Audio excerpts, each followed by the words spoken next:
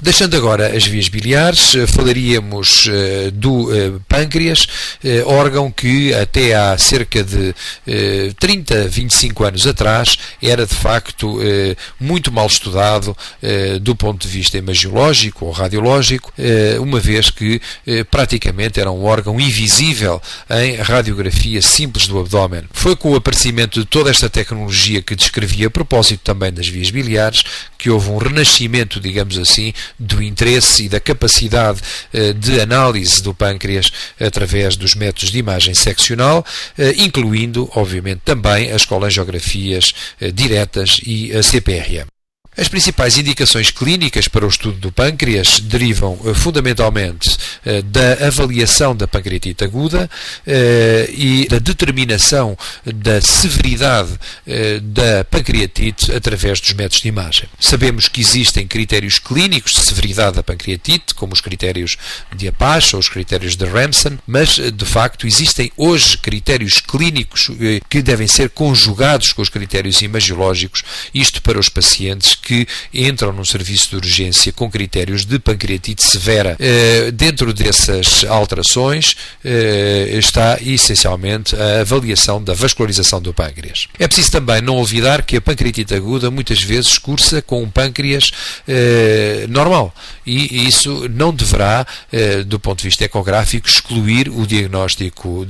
de pancreatite, que é, obviamente, um diagnóstico baseado na clínica e nos dados bioquímicos. Ataque na pancreatite severa e, portanto, excluindo aqui a pancreatite edematosa aguda,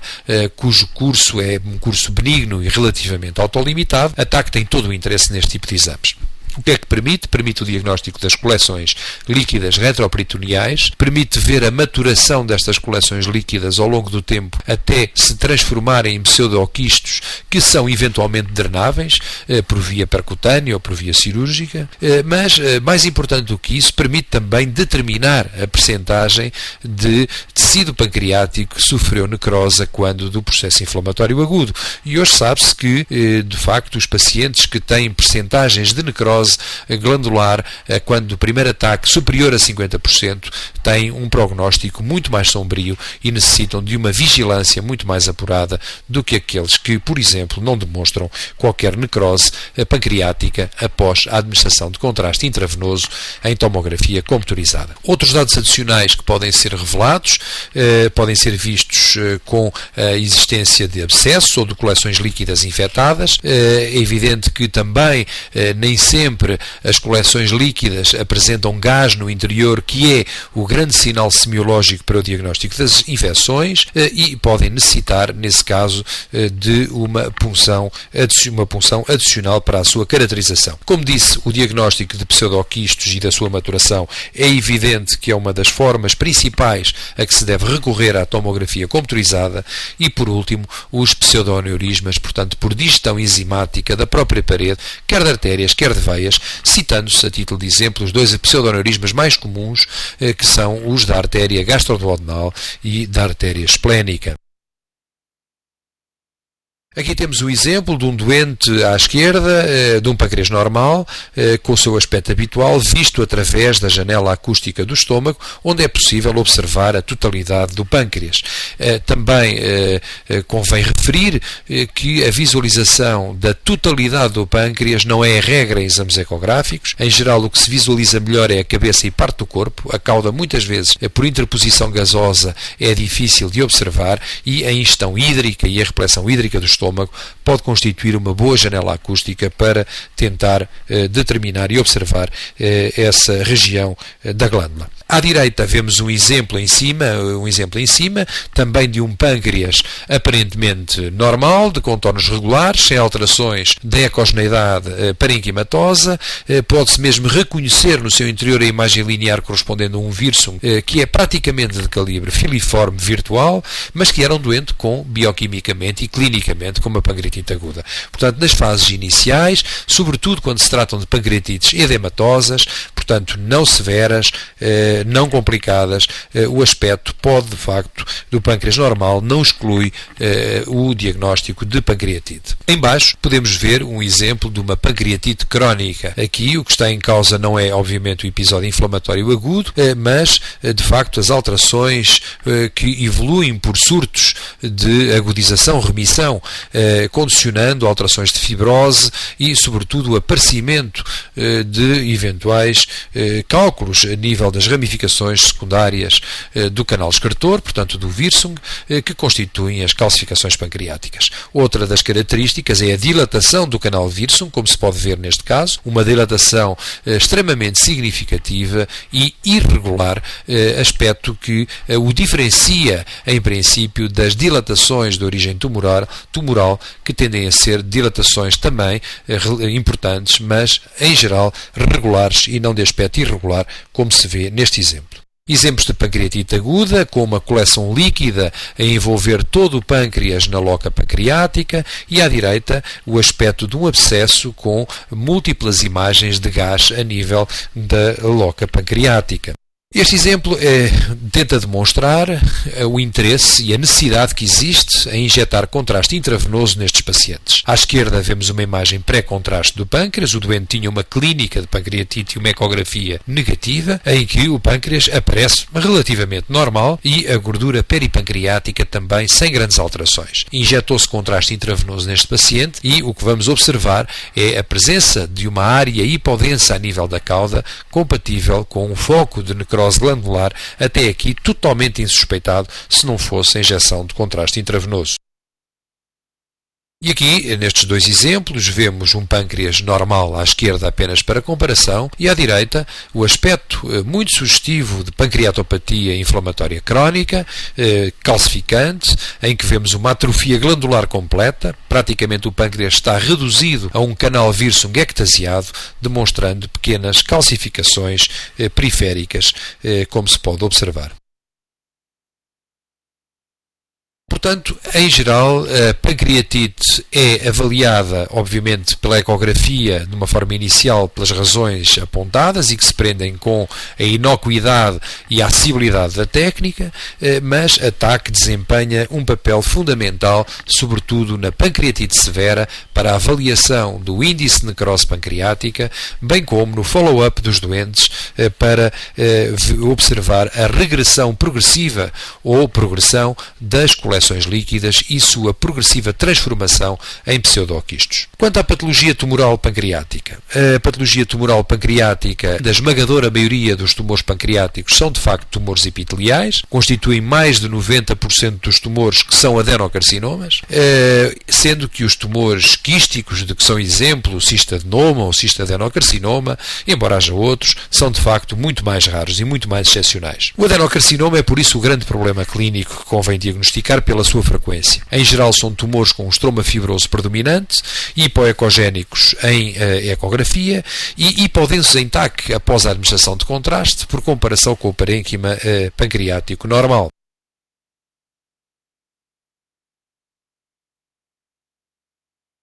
Neste exemplo vemos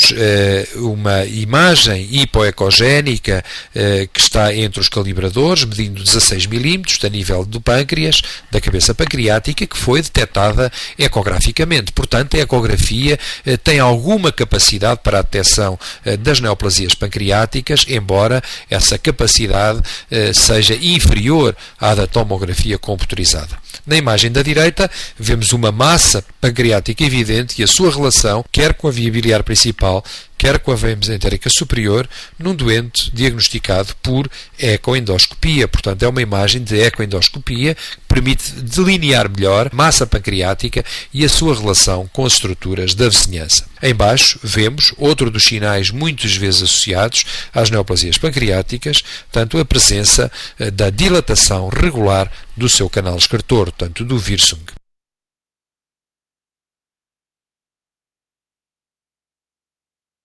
O adenocarcinoma pancreático vive essencialmente, em termos de imagem, de dois problemas distintos. Um é a detecção, nos doentes que têm uma clínica muito sugestiva, eventualmente marcadores tumorais, e o outro, o segundo problema, que não pode ser totalmente dissociado do primeiro, o problema do estadiamento. O estadiamento tem também duas vertentes: o estadiamento local, isto é, a definição da ressecabilidade do tumor, uma vez que, infelizmente, e apesar de todos os progressos, sabemos que mais de 70% dos tumores que chegam e aqueles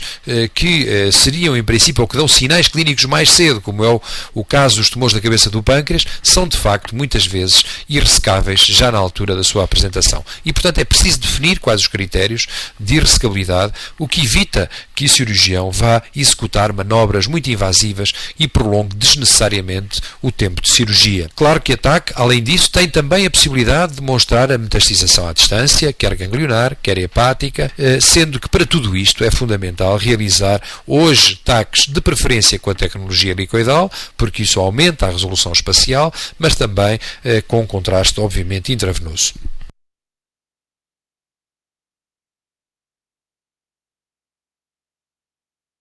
Aqui temos dois exemplos, à esquerda de um tumor considerado irressecável, e a irressecabilidade está na direta dependência do envolvimento das estruturas vasculares da região, seja do tronco celíaco, seja da artéria mesentérica superior.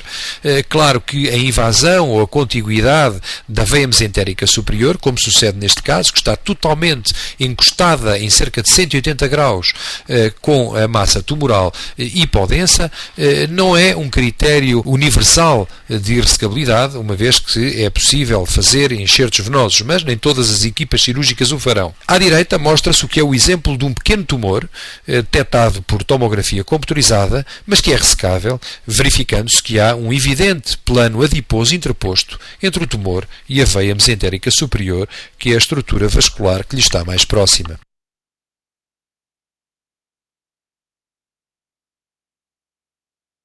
Portanto, relativamente ao adenocarcinoma pancreático, o problema põe-se na detecção. A detecção pode efetivamente ser feita com ataque, sobretudo helicoidal, e com bom contraste, uma boa injeção de contraste, sobretudo em casos de ecografia negativa, mas onde o ataque participa muito mais do que a ecografia é efetivamente no estadiamento tumoral e na definição da ressecabilidade local e à distância. Um outro problema totalmente distinto é o problema dos tumores endócrinos. E os tumores endócrinos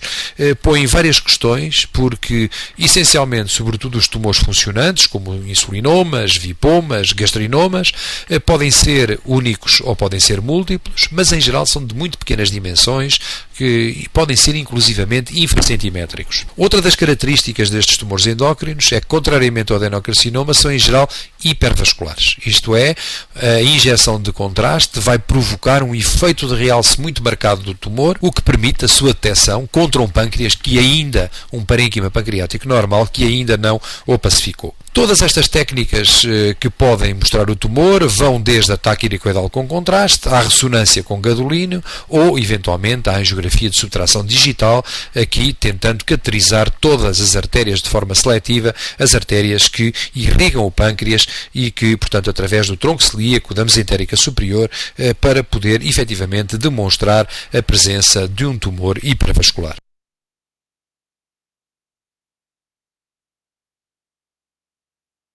Aqui temos um exemplo então, à direita vemos a correspondente imagem da angiografia de subtração digital de um tumor hipervascular, nodular, num paciente com uma clínica típica de insulinoma, detectado com facilidade também por tomografia computurizada a nível da cabeça do pâncreas, como um tumor hipervascular de realce intenso. Neste caso, eu diria que a angiografia era, muito provavelmente, totalmente desnecessária. O tumor estava localizado, a única questão que nos devia preocupar era saber se se tratava de um insulinoma único ou, pelo contrário, um insulinoma múltiplo, o que, no entanto, é muito mais raro do que sucede, por exemplo, com os gastrinomas. Aqui temos um exemplo também de um tumor endócrino de pequenas dimensões a nível da cauda do pâncreas, igualmente com as suas características hipervasculares. Por último, neste exemplo de baixo, apenas para relembrar que o que estamos aqui a ver em tomografia computerizada é o duodeno, que está repleto de líquido, porque o paciente distendeu o tubo digestivo superior com a administração de água e vemos um nódulo que capta intensamente contraste na parede do duodeno e que corresponde a um gastrinoma extrapancreático. Portanto, há também o problema adicional, sobretudo quando se suspeita de gastrinomas, da possibilidade de coexistirem tumores de sede extrapancreática. Portanto, de uma forma genérica, poderemos dizer que relativamente aos tumores endócrinos do pâncreas, eles põem um problema totalmente distinto do problema que nos é colocado pelo adenocarcinoma. Nos tumores do pâncreas, nos tumores endócrinos, sobretudo nos tumores funcionantes, o que está em causa é a demonstração, a detecção do tumor ou dos tumores, quer em sede pancreática, quer em sede extrapancreática. Presentemente, as técnicas mais rentáveis são a tomografia computerizada helicoidal com uma excelente injeção de contraste e uma avaliação durante a fase da pacificação arterial, porque os tumores são hipervasculares. A angiografia tem sido provado e existe algum corpo na literatura que o demonstra, pode não ser de facto mais rentável para o diagnóstico e ter uma acuidade maior para o diagnóstico do que as técnicas de tomografia computerizada, o que faz com que desta forma praticamente o seu uso não deva ser utilizado, não deva ser feito em primeira intenção, mas sim antes e sempre uma tomografia computerizada.